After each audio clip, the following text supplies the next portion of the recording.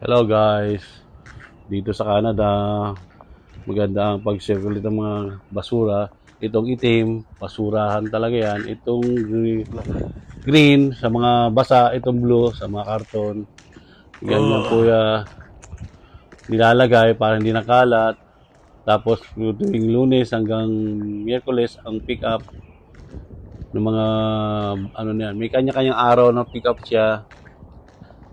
Halimbawa sa Lunes, yung itim, Martes, yung green, yung blue, Miyerkules, ganun po ang ano dito, ang hakutan ng basura.